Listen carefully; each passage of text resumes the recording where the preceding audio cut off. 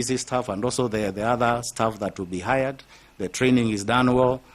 The materials for voting are also procured in good time. Then I think we will eliminate that aspect of lack of preparedness. But when IEBC only is seen in the last year during election, for instance now 2027, maybe January is when you start hearing about IEBC, it's a time that it has been funded, then of course the same problems recur. But had they had the funds earlier and the way those activities are well stipulated, then I think we will eliminate that aspect of lack of preparedness. Thank you. I invite Nicodemus Bore, please. Thank you, Chairman.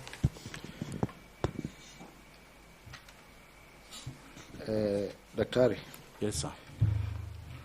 Given the rapid changes in the electoral environment, such as the rise of digital platforms for voter registration and public engagement, how would you guide the IEBC to stay ahead of emerging trends? IEBC, I think, should be seen in all the platforms. For instance, we have a very big youth population. Then the IEBC should now be thinking, how do we reach the youth in voter education, for instance, and also messaging. The youth will be found on Facebook, the youth will be found on X, the youth will be found on TikTok. So how do you procure content creators on TikTok who can be able to send these messages about the IEBC to the youth in a very friendly manner? How do you frame it so that it has that aspect of telling the youth that voting is extremely important? Because it is through voting, through choosing your leaders that you determine the destiny of your country. So I would be able to, or rather advise, especially people in charge of ICT, let's look where our people are. Let's leverage on where the majority of the Kenyans are. That is TikTok, that is Facebook, and use that to message on messaging on very critical aspects of election or the work the IEBC does. Yeah. What challenges do you foresee on in managing technology in elections, especially on matters information and misinformation, and how would you address them? Yeah, I think there is an emerging challenge, especially with artificial intelligence, where people even create some content where an actual person who is not is communicating, whereas that is not what he said. So I think the best thing is for IEBC to be proactive, to be able to notice these aspects and then be able to counter them. Because I think in the media nowadays, people should be monitoring the media. In case they are fake news, they are fake communication, then you are able to point them out very fast. Because it will happen. It will still happen. And again, making sure that whatever systems you are building, they cannot be interfered with. It is issues about results transmission. Of course, in the last election, we will hear some strange fellows who are assessing the server. Then those are issues that the IEBC should come out. And I don't know why the IEBC has not explained the server up to now, because people are still thinking there's a mysterious thing. There is some mystery about the server. So I think, again, the messaging I was talking about, it should have come out clear and explained these things so that there are no gray areas as we go to the next election. So I think on technology is about getting the right people, understanding the risks, and of course all the team in the IT department being ahead of everybody else in making sure they look for solutions when challenges come up. And most importantly, continuous communicating. Because it is that communicating, very clear communication, that then the voters and the entire country is able to know what is happening. We should not leave a chance for guessing or even conjuring some imagination about the process. Yes. How long did you serve at the Machakos County? I served in Machakos County for close to 7.5 years, almost 8 years. The same governor? Yes, same governor, Dr. Different Mutua. different dockets? Different dockets. Which were the dockets? I served in Department of Special Programs in the office of the governor. I served as a chief officer, Department of Water. I served also shortly in the office of the county secretary as in charge of special programs again. Then finally, I settled in the Ministry of Education. Yes. For how long did you serve as a minister of a CC of Education? No, not CC, chief officer. Chief officer. Chief officer of Education is of almost 45 years. So what are the roles of chief officer? Chief officer, like I said, is an authorized and also an accounting officer. I'm in charge of the public servants under me. I had almost close to, I think, 1,500 under me in the department, ECD teachers, managers for the vocational training colleges, and also the office staff. So generally, my role would be to assist also the CEC on policy formulation. Like when I went to that department, we didn't have clear regulations on the administration of bursaries. So I helped the CC in developing the regulations for award of bursaries, which removed so many issues about audit and all that, and we streamlined the system. So it's about advising about issues about policy and also managing the public servants in the department, and of course issues about performance management, making sure that they are arriving at the targets. Because in every financial year we would sign targets with the governor. So I also make sure that all the people under me are also able to execute their duties and review their performance as directed. So during your term, were there times when there were cases of misappropriation of funds? There's one incident that happened when I was Chief Officer Water, where during my time is when we had a very ambitious water program. And I think that is the time that that department got a very high budget, around 2.5 billion. I did administer that budget, and part of the issues was drilling of boreholes. The county has acquired 8 drilling rigs.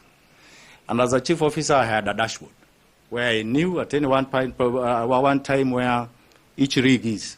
And each rig was supposed to take like 1 week. So there is an incident where one rig could not be accounted for like 2 weeks. So I followed up. And I came to realize that the staff under me, some of them had gone out to dig a private borehole, not a public one, because we are doing public boreholes. Yeah, so that was a case that came to me, and of course we reported the DCI for investigation. Investigations were done, everything was done, and then the advice was to take administrative action on those public servants. They were first offenders. So as a department, I made the HR advisory for the county. We decided to surcharge them.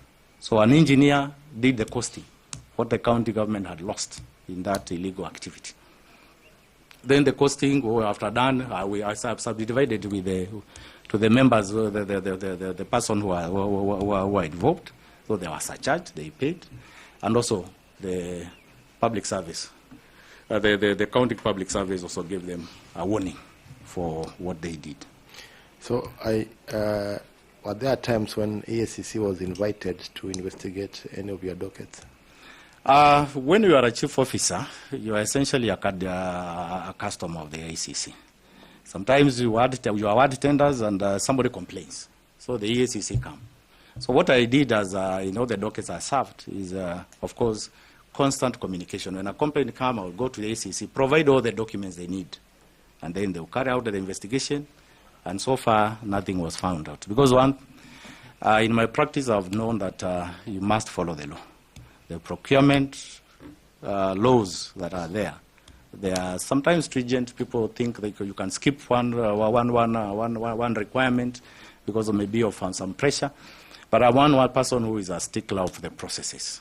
As far as they have been established, I make sure they follow. And I think that's why, even despite having done very major projects that cost a lot of money, up to now I have not had any issue, because the processes were well followed. So you are not aware of any active case with AICC? Not at all. Thank you very much. Yes. Thank you. Prof, welcome. You have been prompted. Thank you, Chair. Dr. John Kilonzo Mudama. Yes, sir. You are hearing the Chair saying that I've been prompted. Because they know that any candidate who mentions South. Now, yes. Let me start from there. Yes. Since you prompted me. Yeah. You are seeking to be an IEBC Commissioner. And you are saying here that the IEBC has never explained this server thing. Any reason why you think IEBC commissioners have never come out to demystify this server, yet it's a constant in every other presidential election? One would think that in their evaluation report, that's one of the things that they should be talking about, yet they never seek to demystify. Any reasons why that come to your mind, why they would not want to demystify it? In looking at the systems of IEBC, and the fact that the voting is decided at the polling station, and having been an observer, and whose work was to tour the polling stations and see the activities there, I don't understand. If those processes are well done, then why would have an issue with the server? If the server receives the forms that have been sent, the A series that have been sent from the polling stations, then I don't understand why it's a mystery. So I wonder why they have not taken time to explain themselves, to go to the media also, invite themselves to the media and explain. Because people still think there's a mystery about the server. But if the server was receiving what was coming from the polling stations, which also was put in the public portal. So what is this mystery about the server that is not being explained? That's exactly what disturbs me. Yes. So can you look at Kenyans in the eye and say that I, Dr. John Kilonzo Mudama, when I become an IEBC commissioner, the first thing I'll do is convince my fellow commissioners. Yes. To offer them. Exactly. Because I would think I would go to the ICT department, because I know we have competent people there. Yeah. Then they would try to explain those technical terms and then put it in a simple language that the people can digest. And then we finish up with this issue. Very well. Following on that, what would Kilonzo Mudama, what specific strategies would Mudama implement to ensure that the IEBC remains an independent and impartial body in the face of external pressures?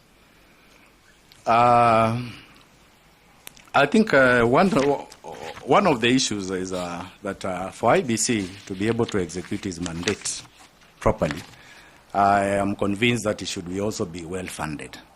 This issue where we talk about the ICA fund, I think it should be, or rather, it should be taken into consideration, and the funds should be made available. Because that's also one aspect of it being independent. Because when you are so much dependent on financing from the Treasury, and the financing is coming in bits, then sometimes the activities that you are supposed to carry will not happen. And then, again, issues about civic education, engaging the stakeholders, just wanting to ensure that explaining why you must be independent, explaining why that IEBC should carry out its activities above board, because it is important to secure this country. Because IEBC, the role that it plays in making sure that we have leaders in place, it is very critical. And if that process is done and they are done in a credible manner, then of course the end result is that we have credible leaders who will take our country to the next level. We also know Kenya has a standing in Africa, and we should not be some of the countries that are being talked about failed elections, about election or post-election violence and such. So generally, if you secure the funding, and I also explained to all the members, of course, if we're using the Committee for Parliamentary Liaison Committee, talk to our leaders and understand why we need to do our jobs be above board without any interference. Then I think that if that sinks, then we will be independent, we'll be able to carry out our duties the best way possible. And especially looking at the election cycle, be able to tick the boxes and in good time. They should not be hurried. Like now we have boundaries delimitation, which has lagged behind just because of some things that was not done right. Thank you. Very well. My last question. I was listening keenly to you as you answered the questions by my colleague Bore as an accounting officer. And I thought you were really giving a blow-by-blow account of what happened, which basically is about transparency, accountability, and so on. Yes. What strategies, were you to become a commissioner, would you implement to foster a culture of integrity, ethical compliance, and internal accountability within the IEBC Secretariat? I say this because there are always questions of chicken gate, of tenders, whether it's to Otimofo or to who. There's always a lot of intrigues around not only tendering, but even when the other day the Secretariat, in the absence of the commissioners, did what they had to do and gave us 62 billion budget, the whole country was like, what would you do? Yeah, I think when it comes to budgeting, I know we have itemized budgeting, where when you talk about 62 billion, it is broken down to items, and all the items are costed. So at least that figure should be accounted for because of the itemizing of, or rather, it is itemized budget. And we have laws in this country. We have the procurement law, that is Procurement Disposal Act. And one thing that I've realized, if the law is well thought out and if well implemented, then I think we'll solve a lot of these problems. They have given you the various methods of procurement, the most transparent being an open tender. If you have to procure anything, people apply. And in most cases of the technical evaluation, you look at the lowest bidder. If he has the ability, then he's given. So if we were to follow the procedures of procurement and do it well, then we'll get the right person to deliver this without any interference. Kenyans are known to want those schemes of get rich fast. So I think also to look at the integrity of the person. Are you having a rush to get public money and get rich because of the position you hold? The best thing would be, let's administer these laws, and also those who have some questionable character, then they should be dealt with in according to the law. Because again, we must have that integrity, that we get the right people, value for money for Kenyans, because it is said that elections in Kenya is extremely expensive. Why is it so? Then those are the issues that we look at, so that we can bring the cost down. Because, when you factor in corruption, that's when now the cost also skyrockets, because other issues have been considered, which should not have been considered. And that's why I'm insisting on itemized by budget, where you're able to argue so that the right items are captured. And of course, the issue will be, how do we make our elections less expensive? What do you say, now they're talking of itemized budgets, what do you say to a phenomenon that is now common in Kenya, known as budgeted corruption.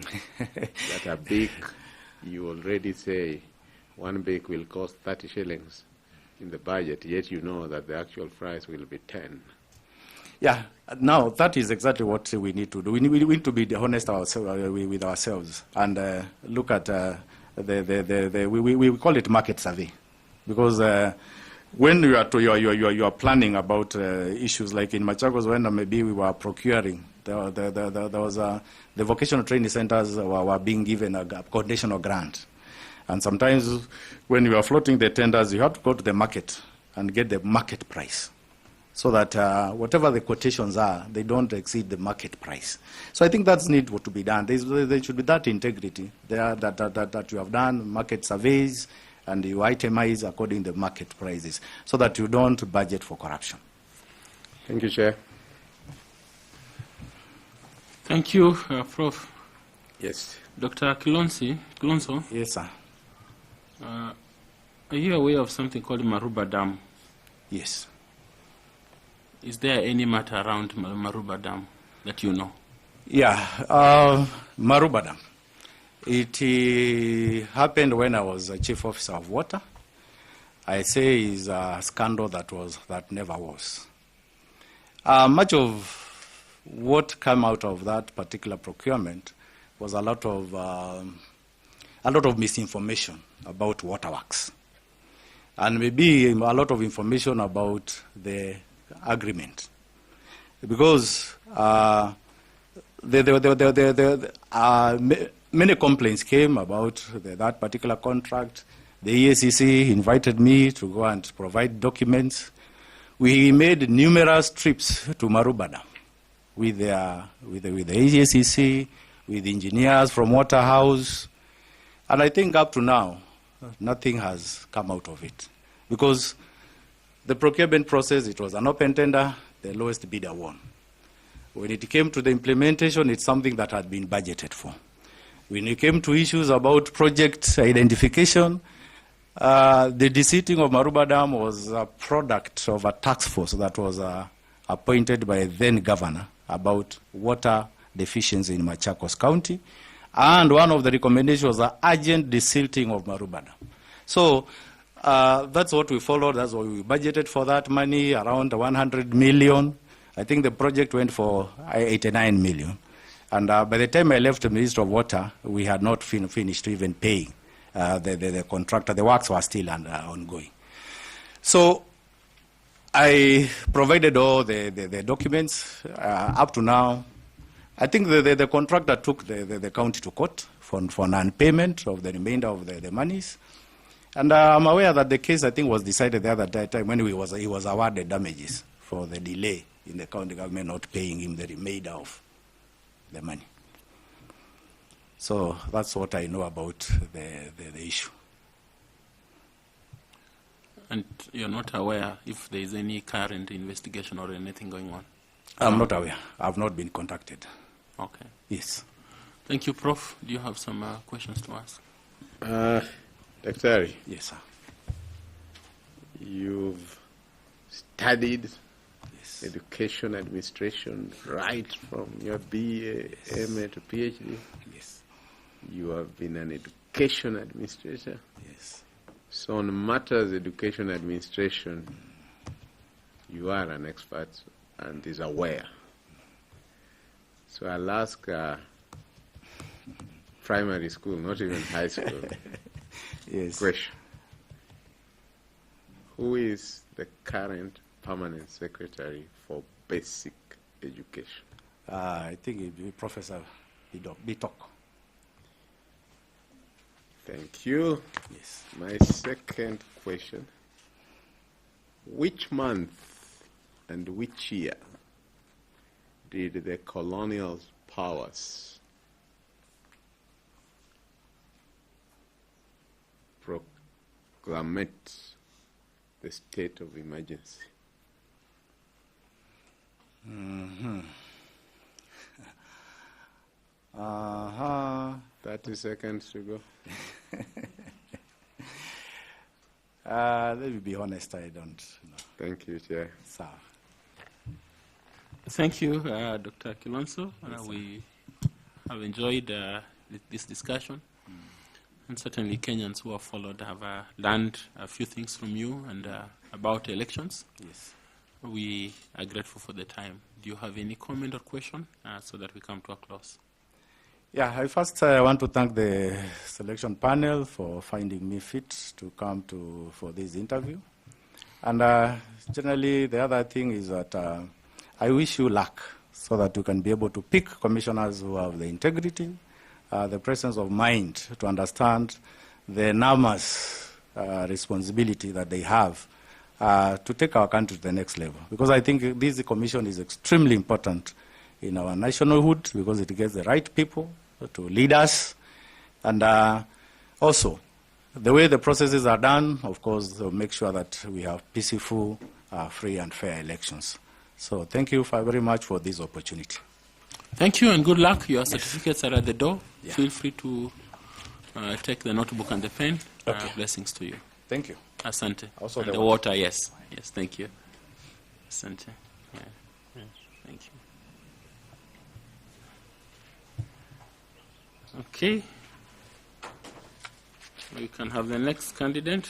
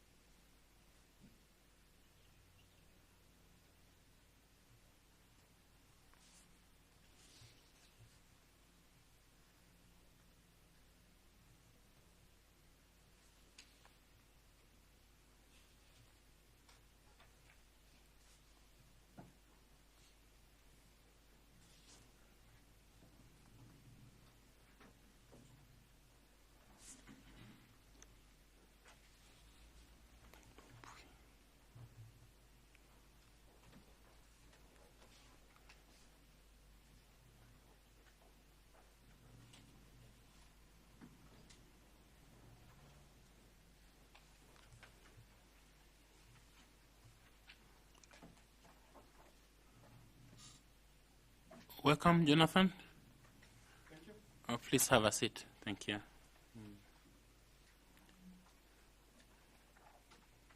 Feel free to adjust the seat, or you can help to adjust it so that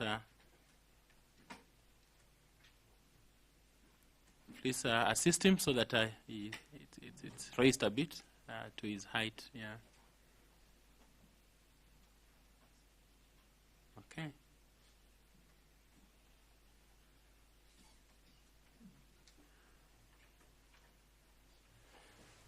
Welcome, my name is Nelson Makanda. I am the chair of this selection panel, and it's a great pleasure to have you. Thank you for applying, and congratulations for being shortlisted. I will invite my colleagues to introduce themselves before we come to you. Please, Vice Chair. Good morning, Mr. Lodompui. My name is Linda Kiome, and I am the Vice Chair of this panel. I welcome you to this interview session. Thank you. Dr. Lodompui. Yes, sir. Yeah, good morning. Morning to you. Naitwa Bwana Andrew Tanui, mwanachama wa jopo hili la uteuzi, na karibu. Thank you. Good morning, sir. Good morning, Caroline madam. Kituku, a member of the panel. Welcome. Thank you. Good morning, Jonathan. Morning, sir. Adam Solo, a member of the selection panel. Thank you, sir. Good morning, sir. Nicodemus Bore, a member of the panel. Thank you, sir. Good morning. My name is Fatuma Ali Saman, a member of the panel. Welcome. Thank you. Good morning, Dr. Lodompui, and karibu sana. Good morning. Thank you. My name is Koki Muli Grinyo, Yes. and I'm a member of the panel. Good morning, Jonathan. Morning. Habari ya Samburu. Samburu is good. Asante, karibu sana. My name is Evans Misati. Misati, yes. I'm a member of the selection panel and we welcome you. Thank you. Now we will come to you and kindly explain in brief detail your profile, where you're coming from, and why you think that this is a suitable job or a commitment for you that you have applied for, and mention if you have any honors and if you belong to any professional society. Please proceed. Honorable Chair and honorable members, may I take this opportunity to first thank you for this opportunity to appear before you. I can't take it for granted, and I feel privileged to appear before you then. My name is Dr. Jonathan Iltipalei Lodompui, MBS. I was born and brought up in Samburu, and I went to a local primary school there. And the interesting part of this is that I did extremely well in my primary school, so well that it was a beginning of a thinking process going forward. The other aspect of the same is that at a very early age, I became the school head boy. So I interacted with normal HR issues, conflict of students, issues to do with truants, and those conflicts became a negotiator and provided my skills at a very early age. I went to Marala High School, and also I did so well, as shown by my certificate. I got a Division 2, and also I was the school head boy. So at that moment, I was also able to interact closely with leadership roles, head boy Kamukunji, where you hear, you listen, you resolve, and you give feedback. And I was able then to be a part of the role for guidance at that early age, guide my fellow students and be able to be a pillar of hope for those who came from those vulnerable groups. After Marala High School, I went to Kisi High School, but dropped, unfortunately, because I could not raise school fees for my A levels from 5 and 6. So I went back to Samburu, remained at home for some time, and I went to try to join the military. Unfortunately, I was picked as a cadet and went for military training. So I'm a military trained person, but that's not the issue. I'll come back to military thereafter. So I was posted to Isili, and my quickest issue was to read. So I enrolled privately at a small center in Langata Barracks. And I passed so well. I got 3 principals and 1 subsidiary without a teacher. Then I went back to Air Force and joined the University of Nairobi. I joined the University of Nairobi to do Bachelor of Arts, Political Science, and Public Administration. It is at political science and public administration training at the University of Nairobi that interacted with the electoral process, political parties, interest groups, politics in Kenya, and I got a first class in political science and public administration. So basically, I'm a political science. I understand electoral processes and more so public administration. I proceeded to do my master's at the same university, same department, political science and public administration at the University of Nairobi. And I was privileged to get the prestigious Osakawa Peace Foundation scholarship. And it was more necessary then to undertake issues related to international relations. So my master's is biased to international relations. It is at that moment that I was able to get skills on negotiations, skills on mediation, skills on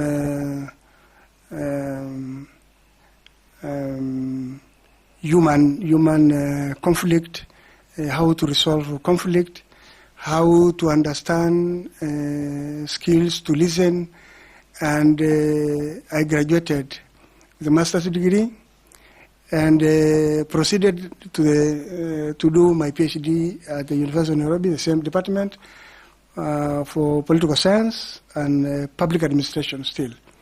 It was at this moment that I chose to do conflict management. So my PhD thesis was conflict management, particularly issues affecting the pastoral communities of Turkana, Samburu, Pokot, and to some extent the Cushitic neighbors, the Rendile, the Somalis, and so on. And I graduated. It is at this moment that I was able to get to understand the manifestation of conflict and why people behave the way they do.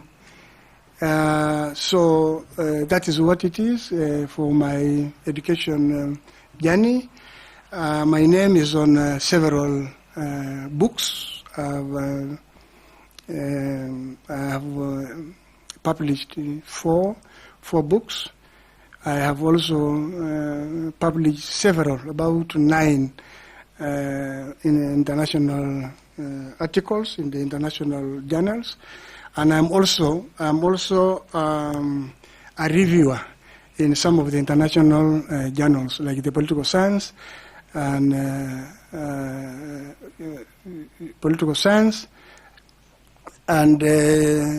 Humanities. So that is me in the academic. I have also professional trainings, apart from military, which I had mentioned. I have also done diploma in community development. I have also done through AMREF gender issues.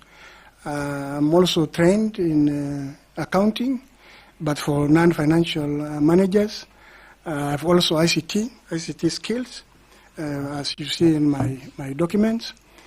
And that is what it is. My job experience is a long one, but I will try to be brief. One is that I joined the military. So I was a military officer at the Air Force, and I was privileged to be posted at the Logistic and Supply Chain department, where I trained and I achieved a diploma for that area. So I'm disciplined. I'm a team player, because you know in the military you can only have an assignment paired.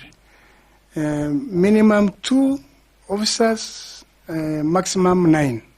It can also extend to 36. So all along it is about teamwork, team assignment, and there was no way you could do it alone in any assignment given. So I'm a team player. I'm an extremely honest and disciplined person.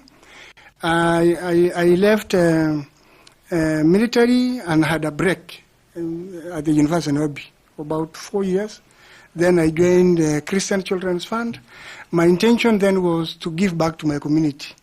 I went to do community work and processed scholarships for vulnerable children in Samburu. And most of them now are teaching in the university. Some of them are doctors, some of them are teachers, and so forth. Some of them have joined the military, and I'm proud to see those fruits. So I grew up and became the CEO, the project manager of Christian Children's Fund. And at that point, I was in charge of staff. I was the secretary to the board. I was the accounting officer. I was the person in charge of scholarships. And we had a great team, becoming sufficiently able to propel the vulnerable Samburu into greater people. I left Christian Children's Fund and I joined the Teacher Service Commission as a chief HR officer. Double up also becoming planning and planning officer. In HR, I was in the first time able to interact with the commissioners. So I was serving in a secretariat, so I can understand what it means to be with commissioners and how policies are executed. And I was responsible for promotions, deployment, discipline cases, guidance and counseling, staffing in general, and was able also in planning to bring down specific units from 24 to 8. I left Teacher Service Commission and I joined Vision 2030 Secretariat. This is the place that I got the privilege of serving this country. I was the director in charge of enablers, but more so I was able to interact with all the pillars, economic pillar, social pillar, and political pillar. Political pillar spells much of what IBC does. Risk management, people-centered activities, democratic processes and democratic rights for the Kenyan people. But more so, I was in charge of the enablers. Enablers are roads, ports, and anything infrastructure. Reforms in the land, reforms in the police, reforms in the public service. And I was the director then in charge of evaluation, evaluating all I'll give you a things. minute to finish up, to summarize. Yes, I'm finishing up, please. yes. Evaluating all the MCDS, including counties, development of CIDPs, development of medium-term plan. I was the lead person in the medium-term plan, 2 medium plan, MTP3, and so forth, and reporting also to Parliament and the Ministry of Economic Planning. From Vision 2030, I joined IPOA as a commissioner, and I've been the vice chair until late last year, when the term came to an end. So as a vice chair, I was the link between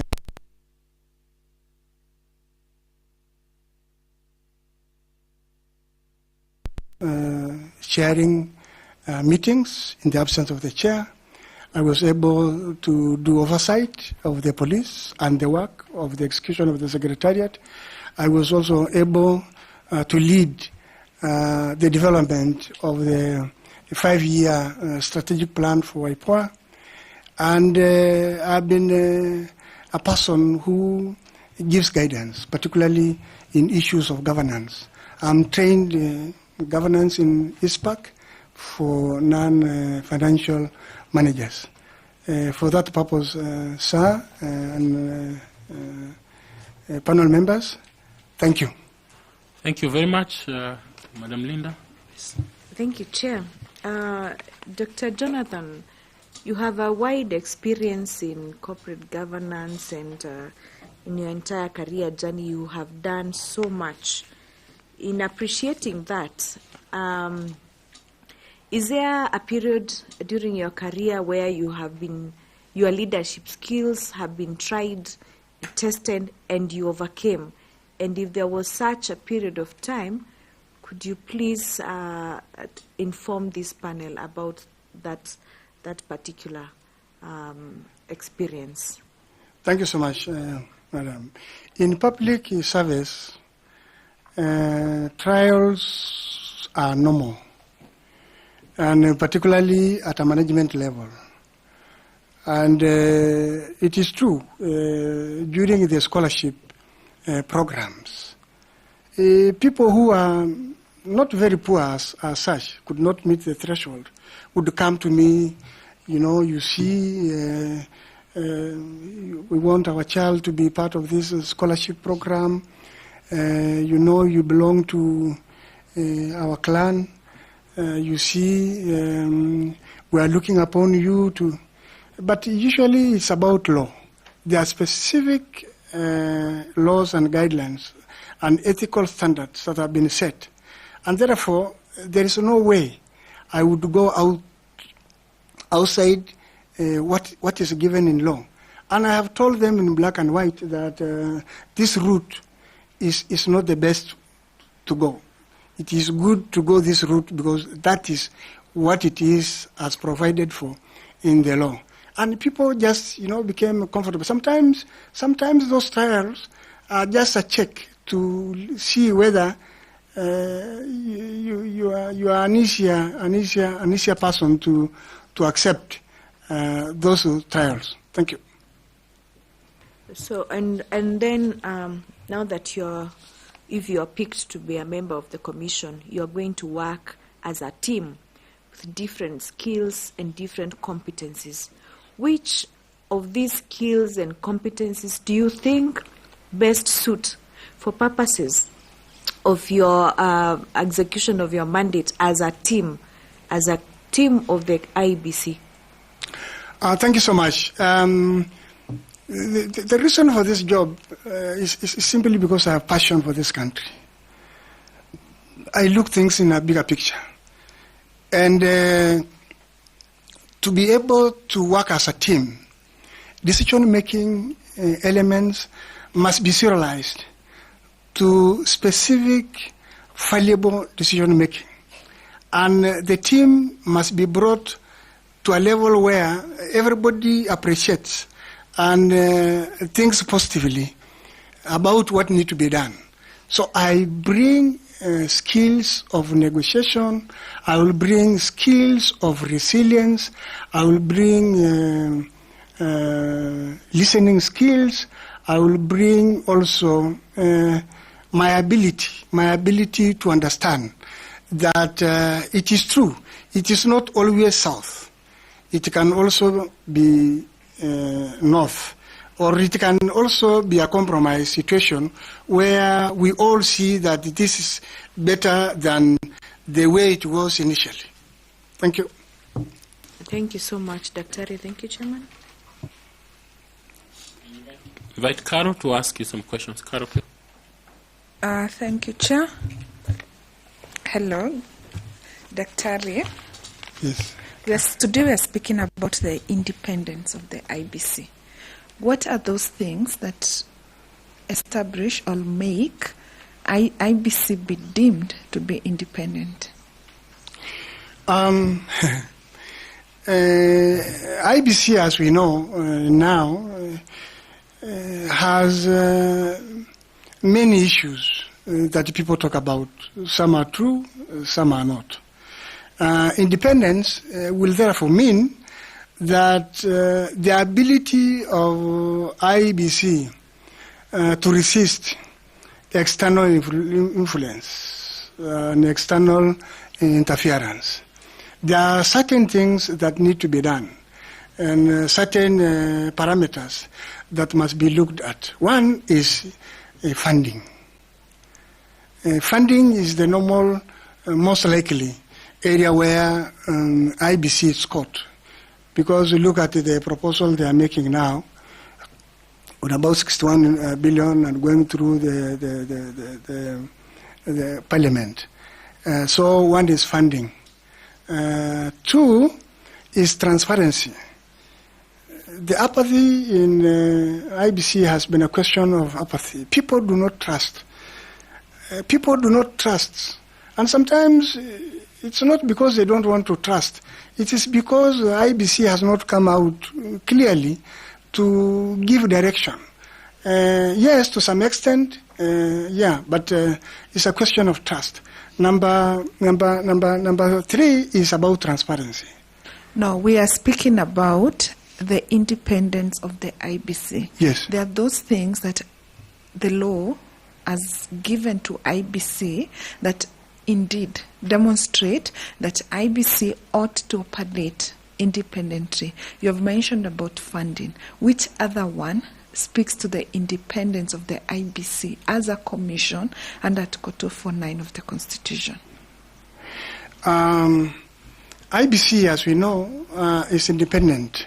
It does not report to any organ apart from Parliament, and sometimes reporting to the President. It is imperative to understand that IBC takes the role of voter education. IBC also continuously review the role. It gives that independence. It also handles electoral disputes. IBC also receives party lists. It also clears candidates for election, which nobody else has that mandate. And those elements, among others, are the spell-out of the independence of IEBC. Okay, thank you. I just want to follow up a quick one. Yes. In which ways you spoke about IEBC?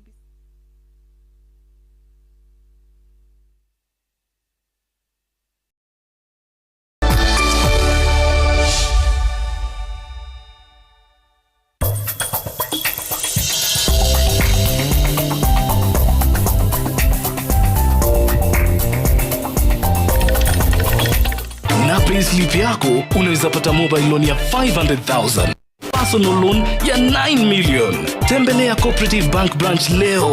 Cooperative Bank, we are you.